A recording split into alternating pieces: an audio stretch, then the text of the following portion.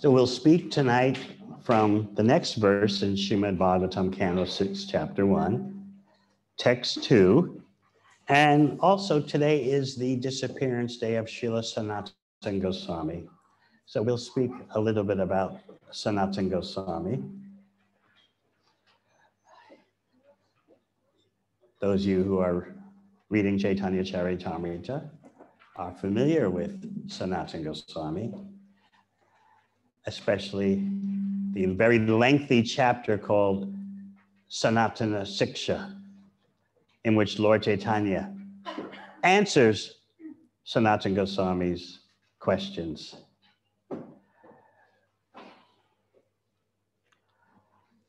Sometimes Mahaprabhu would empower a devotee to hear Mahaprabhu's questions and give the right answers, like Ramananda Roy.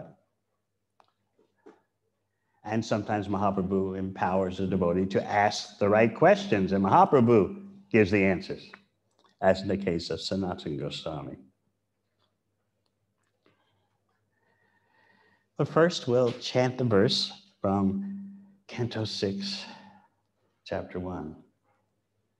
Om Namo Bhagavate Vasudevaya.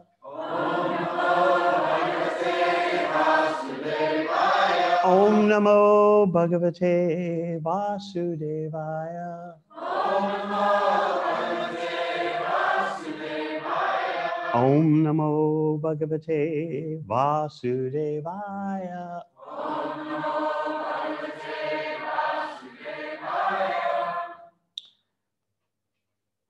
Pravritti Lakshanashchaiva Traigunya Vishayo Mune Yosavalina Prakrite Guna Sarga Puna Punaha Pravritti Lakshanashchaiva Traigunya Vishayo Mune Yosav Alina Prakrite Guna Saga Puna Punaha Pravritti Lakshanashchaiva Traigunya Vishayo Mune Yosavalina Prakrite Guna Sarga Puna Punaha.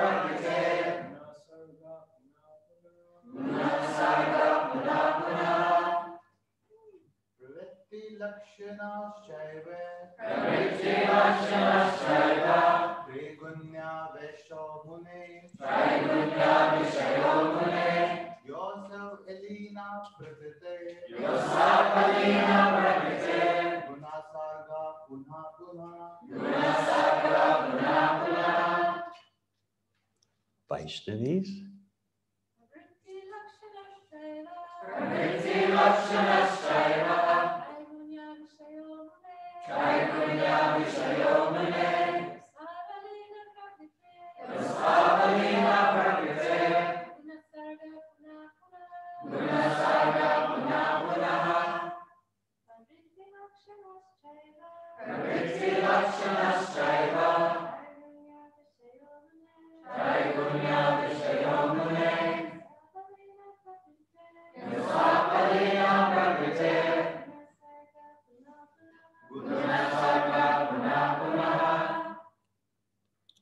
Pravritti, by inclination. Lakshana, symptomized. Cha, also. Eva, indeed. Trigunya, the three modes of nature. Vishaya, possessing as objectives. Mune, a great sage. Ya, which? Asau, that. Alina Prakriti, of one who is not freed from the clutches of Maya. Guna Sarga, in which there is a creation of material bodies. Puna, puna, again and again. Translation. O great sage Shukadeva Goswami, unless the living entity is freed from the infection of the material modes of nature, he receives different types of bodies in which to enjoy or suffer. And according to the body, he is understood to have various inclinations. By following these inclinations, he traverses the path called Pravritti Marga, by which one may be elevated to the heavenly planets, as you've already described in the third canto. Purport. As Lord Krishna explains in Bhagavad Gita, Yanti Deva Vrata Devan Pitrin Yanti Prachivrataha Bhutani Yanti Bhuteja Yanti Mud Yajino Pima. Those who worship the demigods will take birth among the demigods. Those who worship ghosts and spirits will take birth among such beings. Those who worship ancestors go to the ancestors, and those who worship me will live with me. Because of the influence of the various modes of nature, the living entities have various tendencies or propensities, and therefore they are qualified to achieve various destinations. As long as one is materially attached, he wants to be elevated to the heavenly planets because of his attraction to the material world. The Supreme Personality of Godhead declares, however, those who worship me come to me. If one has no information about the Supreme Lord and his abode, one tries to be elevated only to a higher material position. But when one concludes that in this material world there is nothing but repeated birth and death, he tries to return home, back to Godhead. If one attains that destination, he need never return to this material world. Yad yatva nanavartante tadama paramam mama. As Sri Chaitanya Mahaprabhu says in Chaitanya Charitamrita, Brahmanda brahmite kom bhagyavan jeev Guru Krishna Prasade Pai Bhakti Lata Bij. According to their karma, all living entities are wandering throughout the entire universe. Some of them are being elevated to the upper planetary systems, and some are going down into the lower planetary systems. Out of many millions of wandering living entities, one who is very fortunate gets an opportunity to associate with a bona fide spiritual master by the grace of Krishna. By the mercy of both Krishna and the spiritual master, such a person receives the seed of the creeper of devotional service. All living entities are rotating throughout the universe, going sometimes up to the higher planetary systems and sometimes down to the lower planets. This is the material disease, which is known as Pravritti Marg. When one becomes intelligent, he takes to Nivritti Marg, the path of liberation. And thus, instead of rotating within this material world, he returns home back to Godhead. This is necessary. Translation again. O great sage Shukadeva Goswami, unless the living entity is freed from the infection of the material modes of nature, he receives different types of bodies in which to enjoy or suffer. And according to the body, he is understood to have various inclinations. By following these inclinations, he traverses the path called Pravritti Marg, by which one may be elevated to the heavenly planets, as you have already described in the third canto. Om Gana Timidandasya Gyananjana Shalakaya Chakshun Militang Yena Tazamai Sri Gurave Namaha. Jai Sri Krishna Chaitanya Prabhu Nityananda Sri Advaita Gadadhar Srivasadi Gaur Bhakta Vrinda. Hare Krishna, Krishna Krishna, Hare Hare, Hare Rama, Rama Rama, Hare Hare. I hope by hearing this discussion between Pritchett Maharaj and Shukadeva Goswami, you start to get a sense of wandering and rotating.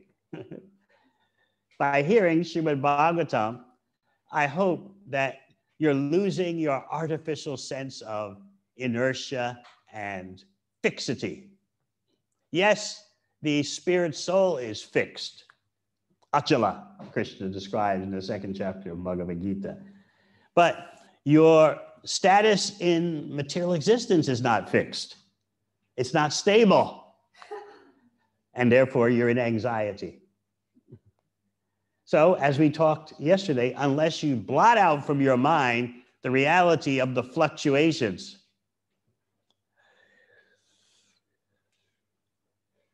you must feel the ups and downs, the ride on the seesaw, the roller coaster. And Bhagavatam does want to bring about that perception in you. By hearing Srimad Bhagavatam, your false sense of security is corroded. By hearing Srimad Bhagavatam regularly, you start to get a sense of being bounced here and bounced there, where you don't know. You don't know where the next bounce will take you. So you might consider, this is very disadvantageous. I want to feel safe and secure. But we are in the wrong type of body and the wrong world to experience genuine safety and security. And as you know, the proof of that reality is death may come at any moment. It will come, and when it comes, we don't know. But we push that out of our mind so we can focus on how to enjoy material nature. This burning passion so consumes us that we can't see what's going on right before our eyes.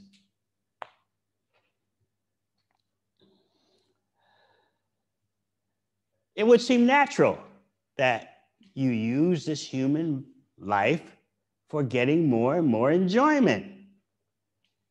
Now, this verse talks about pravritti marg, and as we discussed yesterday, actually the pravritti marg described here is about going to the heavenly planets. And nivritti marg is about going for liberation. So pravritti marg is the real materialism and is being condemned. But what you see today is not pravritti marg. It's totally, well, it's savage life. Unregulated, wild.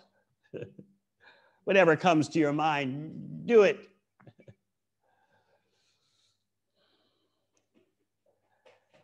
So lacking information about the spirit soul, the supreme soul, the spiritual world, lacking that information, it would seem natural that you would conclude the only thing to do in this material world is try to get a higher material position. So the genuine karmis, they are the real materialists. They know how to get a materially higher position through good karma. But where are those karmis?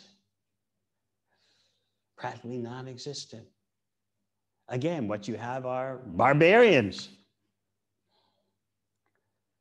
with flash technology and totally uncivilized behavior. Therefore, we try so hard to give people information of the spirit soul, the supreme soul, the spiritual world. We try so hard. Actually, even you give someone the information, you give them the association with devotees, it still may take them many, many births. Why is that? Because of stubbornness. So you'll see some persons come forward right away, but there'll be many persons who have to undergo many births before something clicks. As Krishna says in Bhagavad Gita, Vasudeva Sarvamiti Samahatma Sadurlabha. It's a very rare and great soul who understands finally, Bahunam Jamanamante, after many births and deaths, that everything is Krishna's energy. So you get a front row seat on this whole cosmic performance. You get to see persons immediately jump and grab for Krishna's mercy. And you see others who, they do some service, they rub shoulders with devotees a little bit, and then they disappear. Still, from the viewpoint of Srimad Bhagavatam, that's victory. They'll never be the same as they continue to wander through material existence. It's been noted, you have done some service for Krishna. You've chanted, you've heard something about Krishna. So in terms of the universe, if you want to be truly new age, then you have to point out to yourself that the universe is prepared to allow you to wander and rotate through countless births. That's what the universe is up to. Go for it. Rotate, wander, do your thing. It's the master of the universe, the master of countless universes, which are all insignificant to Krishna. It's the master of all the universes who is giving you this chance, reluctantly. Krishna doesn't advise you to enter the illusory material world and you try to be master and enjoy. He doesn't recommend that. At the end of Bhagavad Gita, Krishna is talking you out of it. He's giving you another proposition. But if we're so stubborn, it may take quite a few births. And why are we stubborn? Because we have this deep impression, this modus operandi. I am the master. I am the enjoyer. And therefore we become surcharged with the mission of improving our material situation, which will not satisfy us. And we may even know that, but we just are so stubborn. Yeah, I know, but. It's like we're living our life on autopilot. We haven't gotten our hands on the central dynamics of our own life. We're allowing ourselves to be dragged along through various material circumstances, good, bad, in between. And we call that progress. We lack the crucial information that should inform our life. Once you understand with that information what's going on, then naturally you'll realize there's nothing to do but end this whole cycle of repeated birth and death. Let me go back to Krishna. Now you might say, well, going back to Krishna sounds very abstract. I mean, hearing that is not enough to motivate me to make deep changes in my life. This is how ignorant we are. Even hearing about death doesn't motivate us. Death, isn't that far off? I got a lot of things to do before then. A lot of promotions at work. I got, places to go, people to meet, relationships to juggle up and down and all around. Even though we know it doesn't work, something just drags us onward. That's why Arjuna asked early in Bhagavad Gita, Krishna, why do persons who know better still succumb to becoming slaves of their senses? Why? They know better. Parikshit Maharaj is going to bring up a similar point. We'll probably discuss that the next weekend that we speak. Parikshit Maharaj is going to point out people know that by doing certain things they're going to suffer, but they still do them anyway. What's going on here? And how to prevent that? So we spoke yesterday about the massive ignorance that's drowning human society. It looks cool. It looks all right to just be in ignorance. It's acceptable socially. No one minds at the workplace. No one minds at the uni. Just live your life and what happens, happens. But you see, Bhagavatam is really proactive. It grabs you by the scruff of your neck and says, hey, you are wandering, you are rotating, you're on the carousel.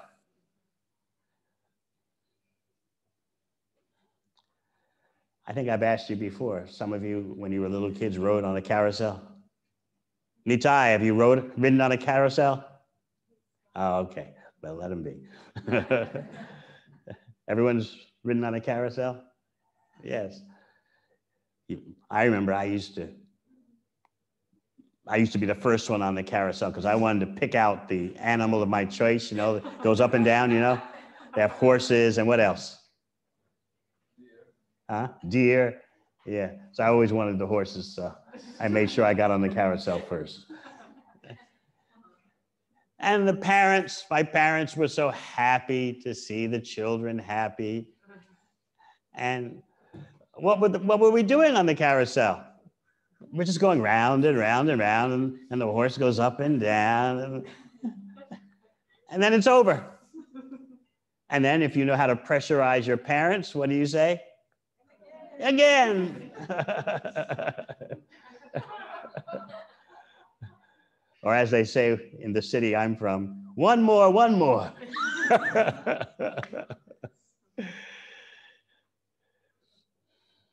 So this is our life, rotating and wandering. And we have these hopes for fulfillment and satisfaction, which actually are an infection. People, of course, are talking about the virus, COVID. But what about the infection by Trigunamai, by the three modes of material nature? And these days, infections are generally simply of two modes, passion and ignorance.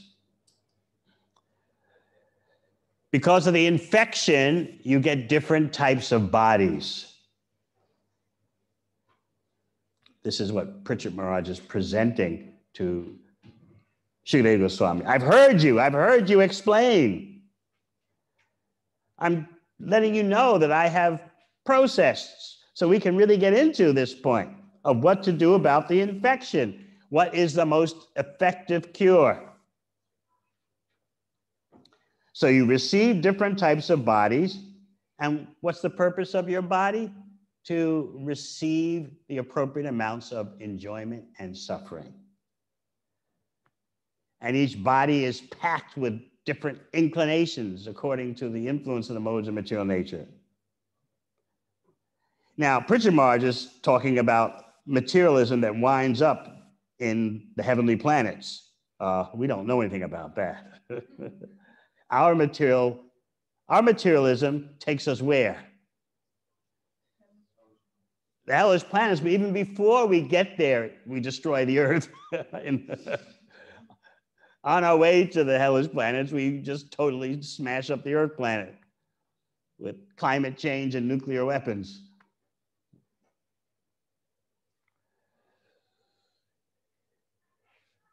So it's very elevating to hear Pritchett Maharaj and Shukadeva Goswami discuss, because we find out, first of all, the real standard of materialism. Materialism, as I often point out, means expertise in living material life. You don't see any of that expertise these days.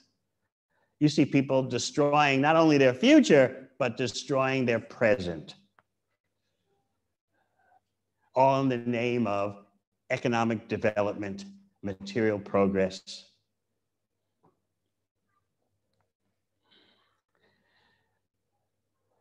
I hope we're starting to get a sense of destination consciousness.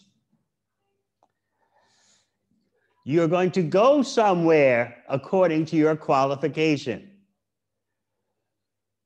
And hopefully, when you get such information, you start to focus and you want to decide where's my next destination. That's why Krishna explains in Bhagavad Gita, those who do this go there, those who do that go there, so on and so forth. But you can come to me. So everyone is destination conscious unconsciously. Why? They've picked out the goal of material absorption, and that's the destination. Even though they know it can't last, it won't satisfy. But anyway, that's where life seems to be headed, and everyone's heading in that way. And so, maybe when I'm old, in my 70s, I'll think of something deeper. But right now, you've got to do what you've got to do and get what you've got to get. So we're unconsciously destination conscious. By our de facto choosing the goal of material progress, we've chosen a destination. Even though you may not have in your mind enumerated or outlined where you're going, still, because of the infection, by choosing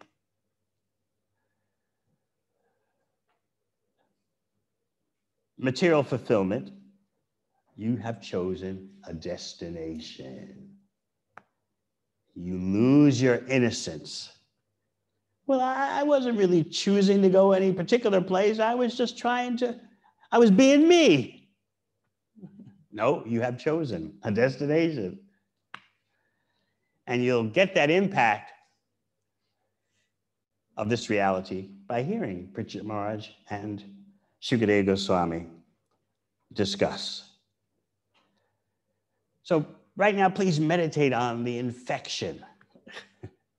You know what it's like when you've got the flu? I don't think anyone here has gotten COVID.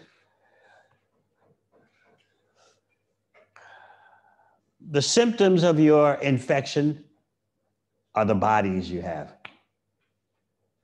If you look in the mirror and see a material body, you're looking at an infection. And that body is full of inclinations due to your past association with the modes of material nature. So if you ever wonder, why am I attracted to this? Why do I want to smell that? Why do I want to touch this? Why do I want to think that? It's because of past association, guna sangha, past association with the modes of material nature. So when you think about material nature, I'd like you to think about a machine or an instrument. This is a very incisive point that Srila Prabhupada would often make. Material nature is an instrument, it's a machine. You can just see that machine grinding on.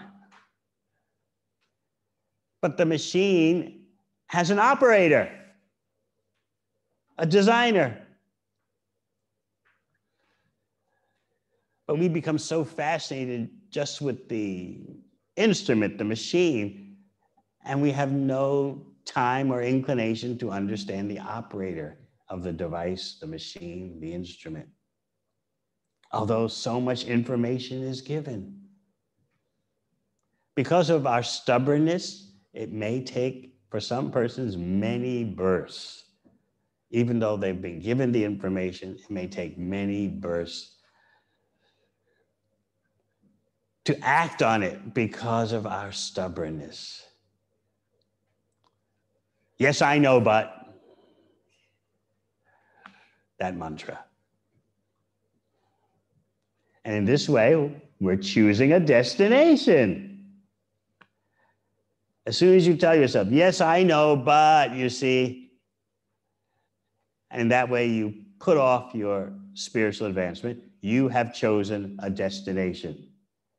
You are not innocent. So when you read 6th canto, chapter 1 and 2, all your pretenses at illusion are stripped away.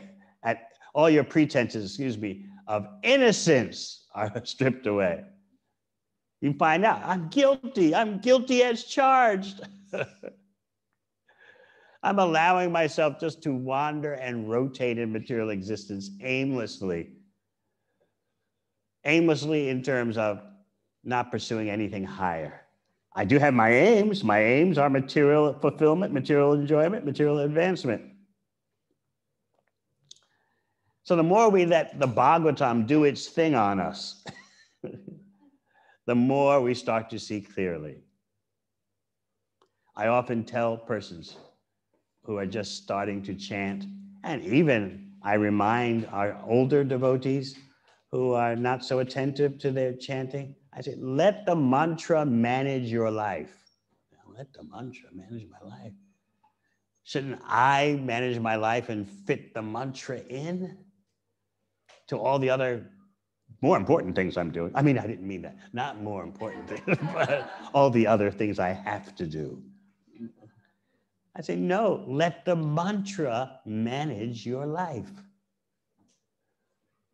That means the mantra, the Maha Mantra, is the #1 priority, and you organize your life around that principle, that priority, rather than the other way around. I've got so many things to do, X, Y, Z, so on and so forth. And somehow I got to fit a little chanting in.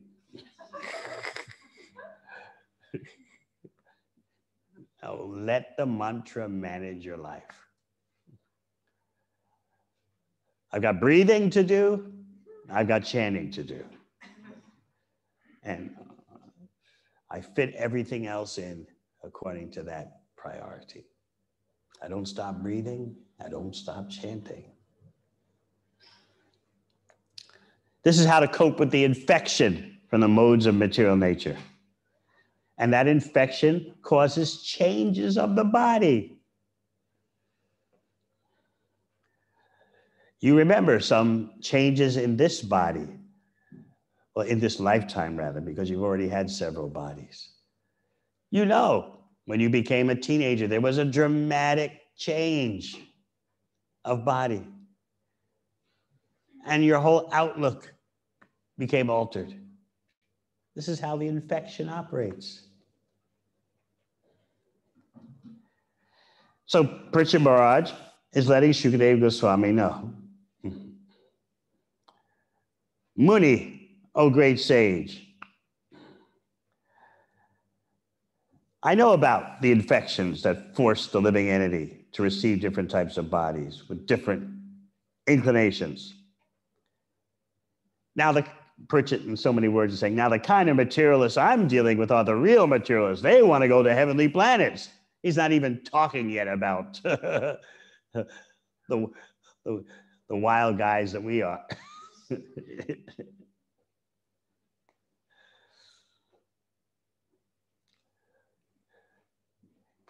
So please consider having or allowing your priorities to be rewired. Why just think there's going to be inertia, stability, same thing as I get older? Hopefully I'll have more money. I hope at least the third relationship will work out.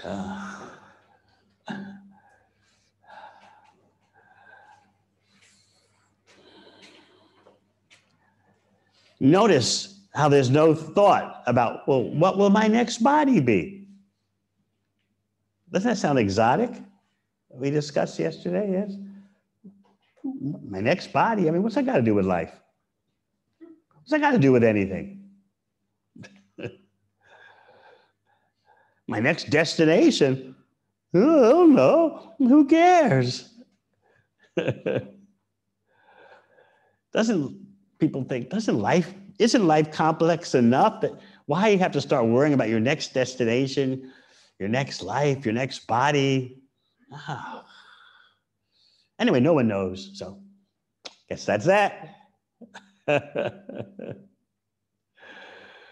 We see such a mentality as a great tragedy, the greatest tragedy.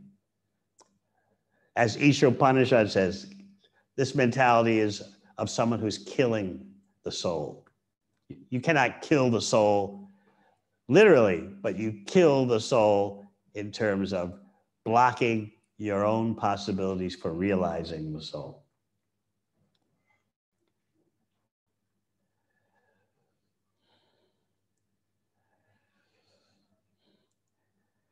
So we have to decide, do we want to dedicate our life to solving the infection problem, or do we simply want to rotate, wander?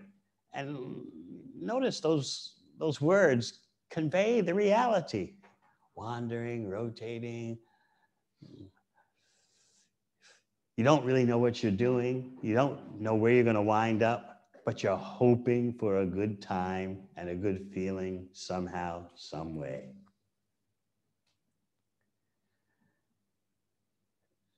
So we briefly discussed yesterday how you're going to tune in to reality unless you hear it daily. I've come to realize that without daily hearing, we're arrogant. The arrogance is that we think, I understand a bit of, transmigration of the soul and next destination. I understand a bit. And that understanding is enough to carry me through the various phases of life. And no, you're dealing with an illusory energy that Krishna certifies as impossible to overcome unless you handle it his way. And handling that energy Krishna's way means Nityam Bhagavata Sevaya, daily, eternally hearing Srimad Bhagavatam. Somehow or other, that has to be a daily part of everyone's schedule. Obviously, in family life, you may not have 2 hours of reading time. No, some do, I know, but many don't. They're working and taking care of children and so on and so forth. But does that mean, no point in doing anything at all? No time. You can read a verse and purport.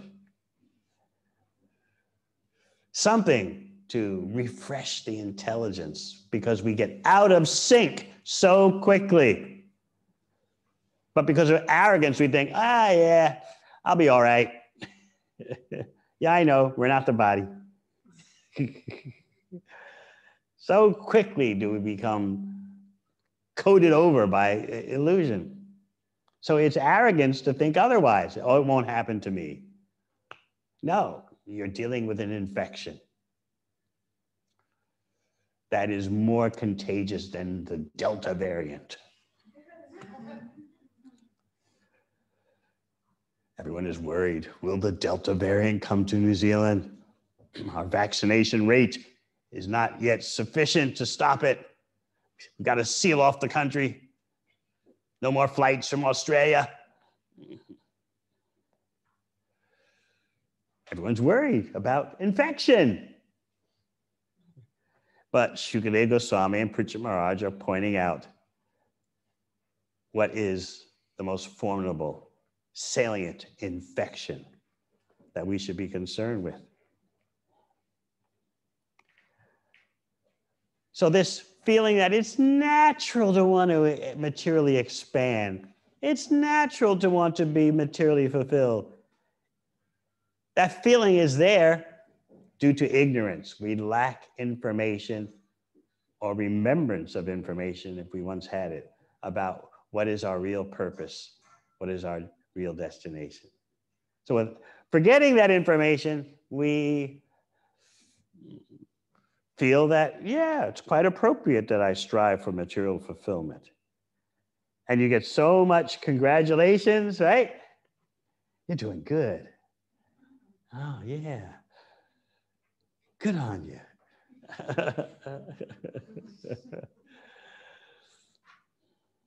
Meanwhile, everyone is miserable. So this material success presents a false glare. It's like you're driving in a car at night on the road and someone's coming the opposite direction and they have their, what do you call them here, high beams? They have their high beams on and you're blinded by the glare until the person turns them down or else passes you. So we're blinded by the glare of material success. We want our self-respect in that way. And others seem to give us substantial recognition and appreciation.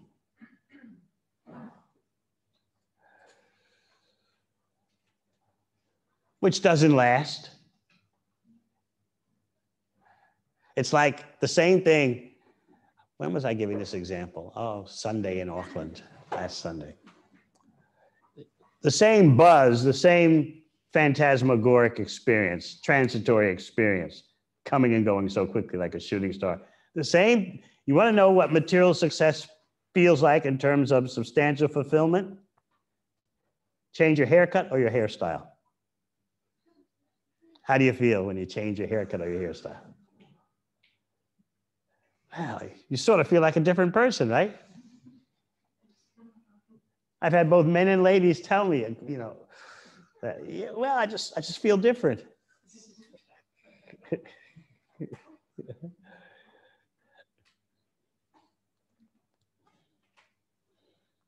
How long does it last, though, the buzz? When you dye your hair or get a latest haircut? And then part of the buzz is what? Others say, oh, you dyed your hair. Oh, you changed your hairstyle. Right? How many days does it last? Not long at all. So that is the same as the buzz you get from material success. When you first get your hair cut or your hair styled, you look in the mirror. Yeah, I do look kind of good. And you're just waiting for others to recognize, right? When you go to work the next morning, when you go to the uni or whatever, you're just waiting for someone. Oh, that looks nice.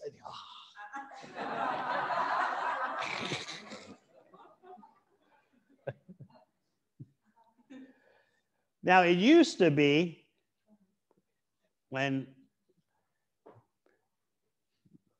Prabhupada's movement first started in the 60s, having a shaved head was known as an austerity. You were known to be just renounced, and people would always ask. I remember even 1972, 73, people would ask, oh, why do you shave your head? Like, don't you want to look handsome? So shaving the head was known as something austere. It means you were denying your physical beauty and handsomeness. Now, what's happened? Shows you how flickering material nature is. Shaved heads are cool. In fact, I'll say this cautiously to our men, but in fact, surveys have been done that show, they claim to show, I'm not saying this, but the surveys claim to show that Women find men with shaved heads more attractive.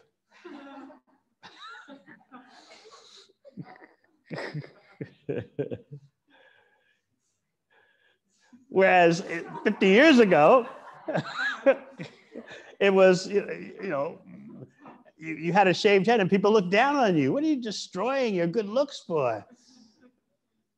So this shows you how times change.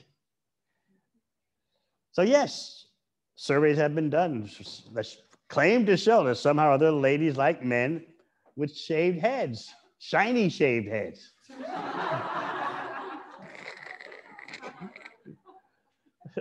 Did you know that, Vamsidhari? Yeah. And ask Lakshmidhari. And now there's so many cosmetic products for men's shaved heads to make it shiny. So when the light hits your shiny head, the light bounces off, and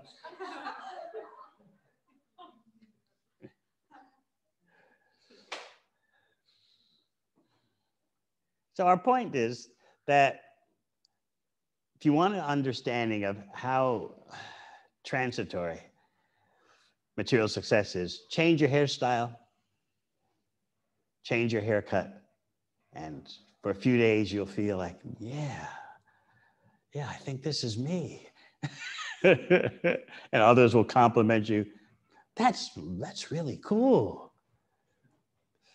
But it only lasts a few days.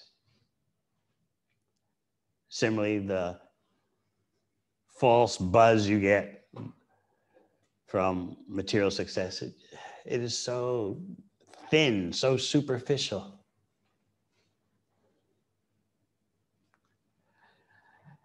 I remember one of my cousins telling me, he was at the top of the health department of Washington, D.C. And he retired at the age of 55. And he always said, I wanted to retire earlier. I wanted to change jobs, so not so much stress. I said, well, why didn't you do it? He said, you don't understand what it's like. So once you stick your foot in that world, you can't pull it back. They just load you up with a recognition and appreciation while not raising your salary much. You're our go-to man. When the chips are down, we know you can get the job done. And so my life's got meaning. I'm successful, I'm recognized. And at the yearly banquet, you get a plaque, maybe a fancy watch. Now you might say, oh, that's not gonna motivate me to work like a dog. You don't know. That was my cousin's response. You don't understand. It's hard to walk away from that kind of acclaim. You are our man. Other department heads don't get their job done, but we can always count on you.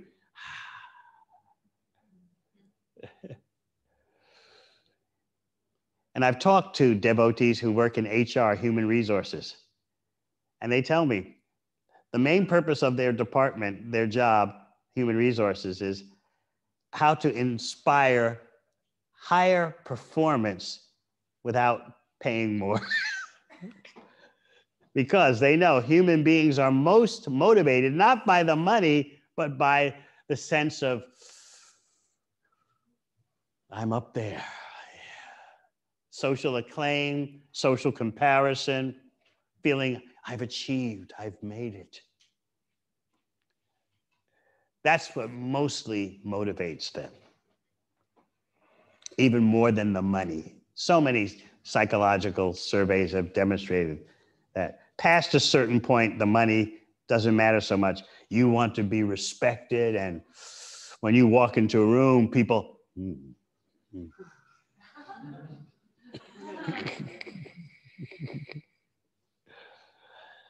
And it's amazing how we will work so hard just for that little bit of momentary acclaim. And the material world is ready to pour that on you. The flash of temporary acclaim. Yet no one is satisfied by it. I like the way the acharyas explain about material service. The one who's rendering the material service is not satisfied, and the person you're materially serving is not satisfied. At the drop of a hat, get out of here. I have enough of you. So you're not satisfied, and the person you're serving is not satisfied by material service.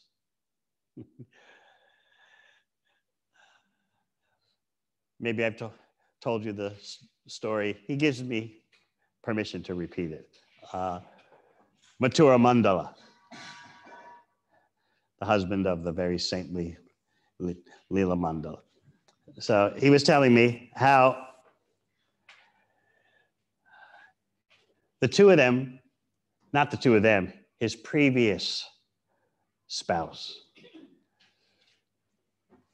before he lucked out by getting Leela Mandala, but the previous one, childhood sweetheart, been married 14, 15 years, but he never knew there was dissatisfaction. Generally, the man's the last person to figure that out. So there they were, seated on the couch, watching TV. He had the remote in his hand. And as they're watching, she blurts out, "You know, I've had enough of this." "Oh," he said, "no worries. I can change the channel." Said, "No, I meant I've had enough of you."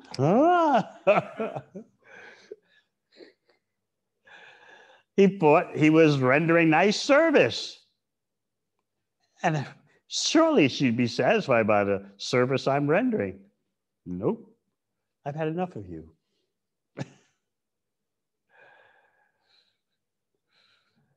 You'll always see those kind of examples of this discrepancy involving material service. Then someone will bring up special cases, which are happening less and less these days, of someone or a relationship based on material service that actually lasts for the lifetime. It's so rare these days. But when it happens, people like to meditate on that. Oh, there's one, 50 years. What happens to that material seva? Death finishes it. And the pain is so great, it's like you wish you actually didn't undergo such a successful relationship, because losing it drives you berserk.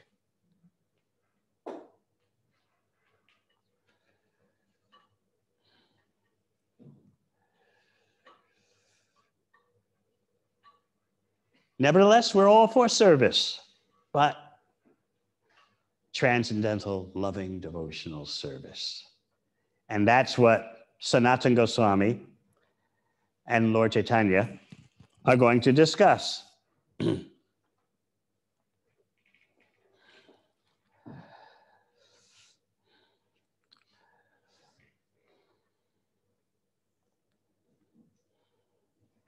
This is the disappearance day of Sanatana Goswami. And he's an eternally liberated soul who externally appeared within the context of the Muslim empire that was in Eastern India at the time. And his associates were simply Islamic. Although Sanatan was born in a high-class Pukka Brahmana family, he was considered to be an outcast, and he himself considered that he's an outcast.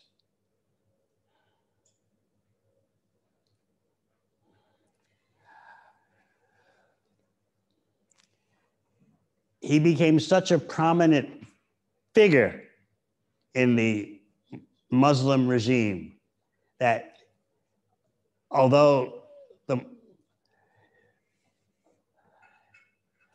he's Hindu, quote unquote, by birth, the Islamic rulers of Bengal at the time thought he is so qualified that Sanatana Goswami was made prime minister.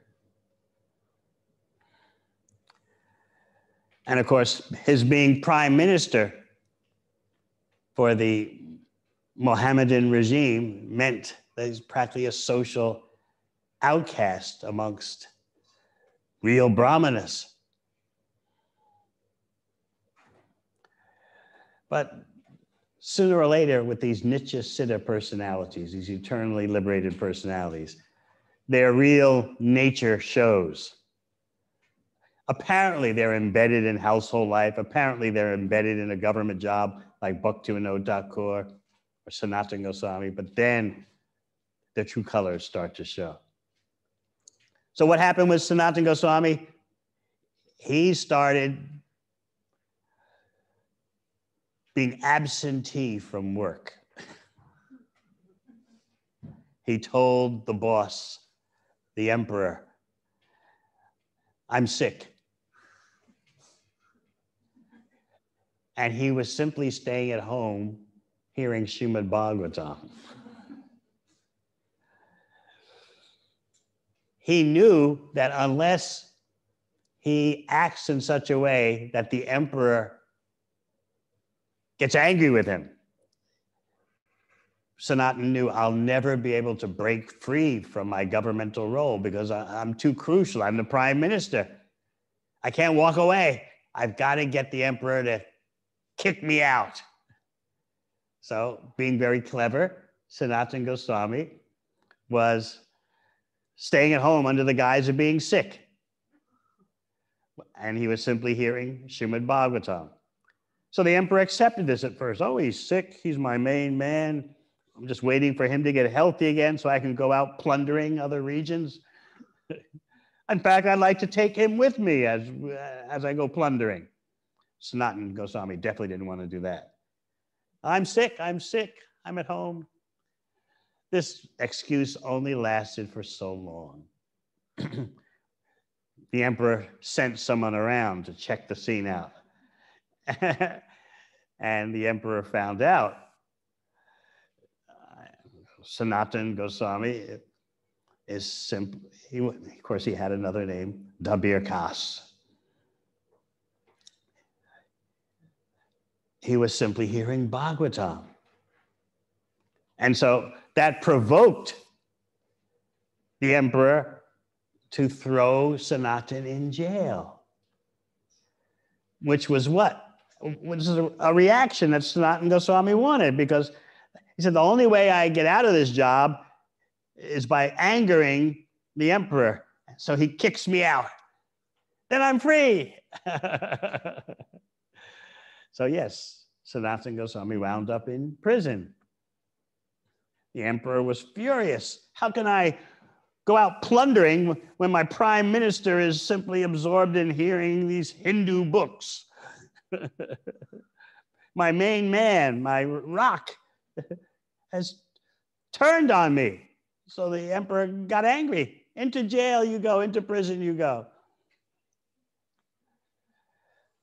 So while in prison, Sanatana Goswami gets a letter from his brother, Rupa Goswami. And the letter is coded. Where has the Lord of Mathura gone? Meaning, Lord Chaitanya is now in Mathura. You should join him. So how's Sanatana Goswami going to get out of prison? He's in irons, chains. So he shows you that on certain occasions, diplomacy is used in Krishna's service. He said to the jailkeeper, the prison, what do you call the guys in prison? The, warden. Yeah. I didn't think any of you had first-hand experience, but warden. He said, you know, you are such a great, holy, spiritual person. You're so knowledgeable in all the Quran. And that made the warden, because as soon as someone glorifies you, even though the glories are totally inaccurate, still, yeah, that sounds good. Yeah, holy person, me. Yeah, no, the whole Quran, sure. So Sanatan Goswami started to really pour it on. You know, since you're such a saintly person, you should know that by giving someone freedom from material existence, you get special credit. That's his hint to the prison warden. And the prison warden gets the hint, but he says, well, how can I let you out? I'll get in so much trouble with the emperor. And Sanatan Goswami tells him, here's the thing. You tell the emperor that in my chains, I went to the bank of the river to pass through, and I just jumped in, and the weight of the chains drowned me. And don't worry, because the warden was still worried. Yeah, I tell him that story, and then you're gone. I tell him that you drowned, but you're gone. You'll be around. Sanatan Goswami said, no, I won't be around. I promise you, I'm going to do a pilgrimage to Mecca.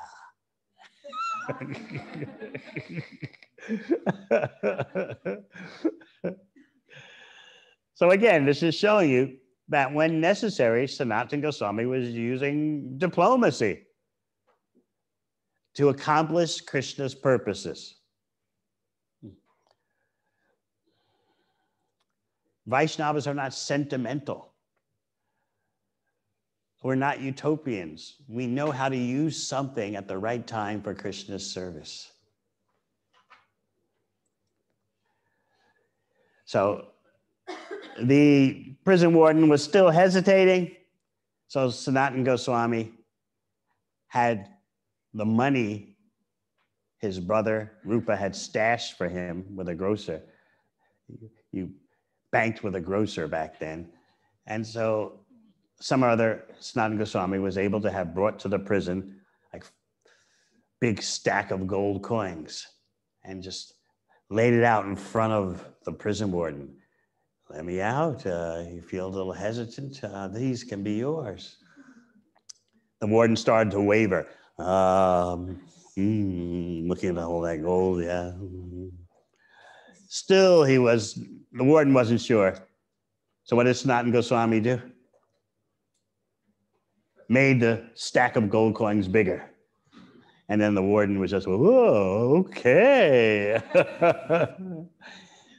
So Sanatan Goswami is doing all this in order to get the association of Lord Chaitanya, be part of Mahaprabhu's entourage. So he gets out and he goes to Varanasi. That's where Mahaprabhu is. And he finds the house of where Mahaprabhu is staying. It's either Chandrasekhar Acharya or Tapan Mishra. And he just waits at the front door. He doesn't go in. Now, he's not looking like a Vaishnava. He's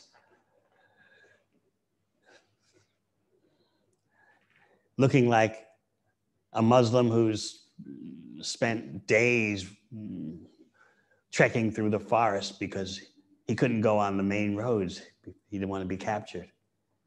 So he just waits at the front door.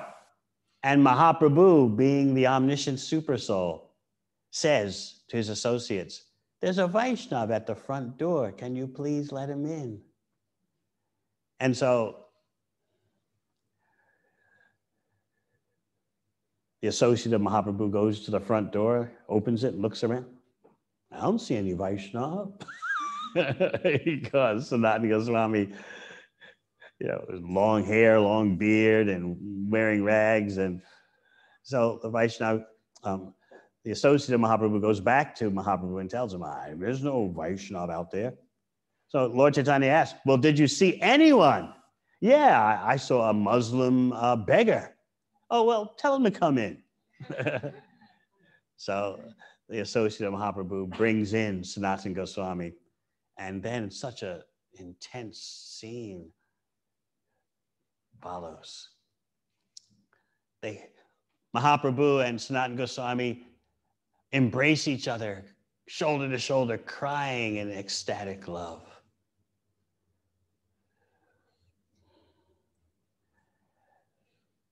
And Sanatana Goswami's objecting, don't touch me, please. In other words, I'm a lower caste. I'm contaminated. All my life I've associated with Mohammedans. I've lost my Brahminical status. And then Lord Chaitanya quotes many verses saying that someone who is at your level of bhakti is a walking pilgrimage place. I'm touching you just for my own purification, because by the force of your bhakti, you can purify the whole universe.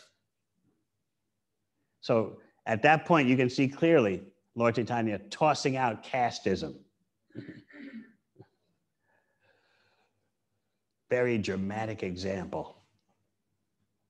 By all sociological considerations, Sanatana Goswami was an outcast. But Mahaprabhu is pointing out, his bhakti is so intense, it can purify the whole universe. I'm touching him for my own purification. This is the Supreme Personality of Godhead, Sri Krishna Chaitanya Mahaprabhu, saying that I'm touching you, my devotee, for my own purification.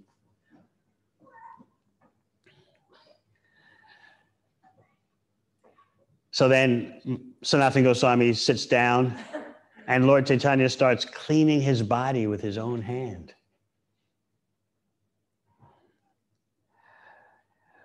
So we'll jump ahead and we get to where Sanatana Goswami is going to ask some questions. Lord Chaitanya tells him, Krishna has saved you from life's greatest hell. And Sanatana Goswami is going to reply, I don't know Krishna. All I know is your mercy. The mercy of Sri Krishna Chaitanya Mahaprabhu. And Srila Prabhupada explains in the purport how the activities of the supersoul in your heart are very grave and hard to understand. Hard to understand how you got from being fully in Maya to engaged in Krishna's service. You think, well, it was just all me and my choice. But the supersoul is there, encouraging you. Now's the time. Turn to me finally. This is what you've been waiting for, birth after birth.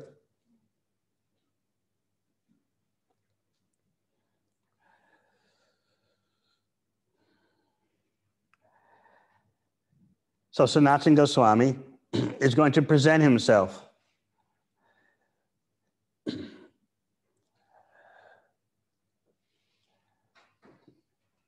with his reality as he sees it. Even though he's an eternally liberated associate, he's demonstrating how a conditioned soul approaches the Supreme Personality of Godhead. So he puts a straw in his mouth. That's an utmost sign of humility. And he bows down and clasps the lotus feet of Sri Chaitanya Mahaprabhu. And then he describes himself. I was born in a low family. My associates are all low-class men. I myself am fallen and am the lowest of men. Indeed, I have passed my whole life fallen in the well of sinful materialism. Sounds like an autobiography, yes? We can go through the whole list and tick all the boxes. Born in a low family, associates are all low class. I myself am fallen and the lowest amongst persons. I passed my whole life fallen in the well of sinful materialism. Besides that, I'm an iced kiwi.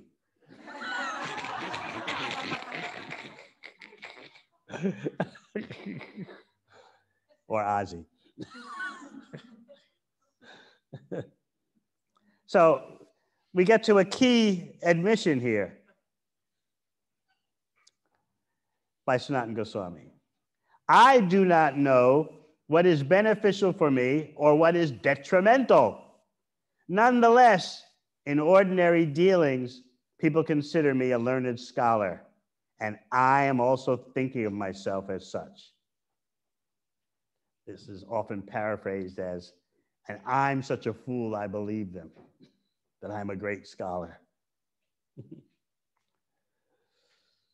But I don't know what's detrimental, what's beneficial.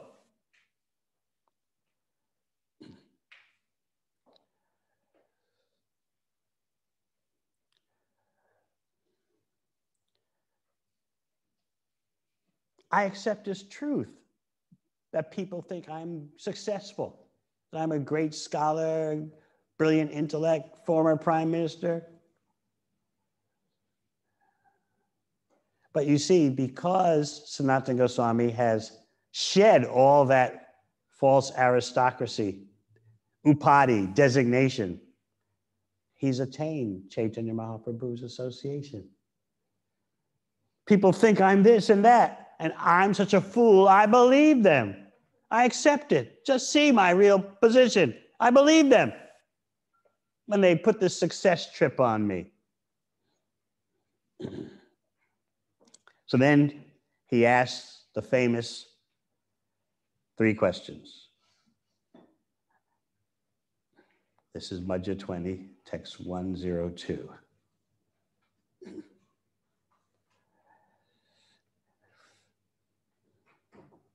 This is one of the first verses I learned as a brand new devotee. It's a key verse, a pivotal verse in Chaitanya Charitamrita. Yes. Keami, keni amai, jare tapa choy, iha nahi jane, kemone hita hoy. Who am I? Why do the threefold miseries always give me trouble? If I do not know this, how can I be benefited? So please meditate on those 3 questions. Who am I? Okay, you've heard persons ask that before, but why do the threefold miseries always give me trouble? Well, you might say, they're not giving me trouble at this moment. What's the big deal? But again, we have to be able to see the whole picture of our life and see how every moment is a struggle. So Sanatana Goswami says, if I do not know this, how can I be benefited? How can I say that I'm truly successful? I don't know how to break free from the threefold miseries. I don't know who I am. So then he asks Mahaprabhu to please explain what is the goal of life and the process for obtaining it. And Mahaprabhu tells him, you're asking these questions even though you know the answers. It's just the nature of a sadhu to act according to strictness. But you already know the answer. Why do you already know? Because Lord Krishna has bestowed his full mercy upon you. And actually for you, Mahaprabhu says, the threefold miseries certainly do not exist. But Sanatana Goswami is seeing himself as a conditioned soul. And this is Leela, even though he's an eternally liberated soul, just like Arjuna. And so then we get the classic answer from Mahaprabhu. Who are you? You are the eternal servant of Krishna. Jivera Swarupoi Krishnera Nityadas. That statement is the foundation of instruction, siksha, to Sanatana Goswami. So today we want to beg for the mercy of Srila Sanatana Goswami. He's the older brother of Rupa Goswami. They both have very exalted statuses in the topmost portion of the spiritual world. Very intimate members of Krishna's Madhurya entourage. So we beg today for the mercy of Sanatana Goswami.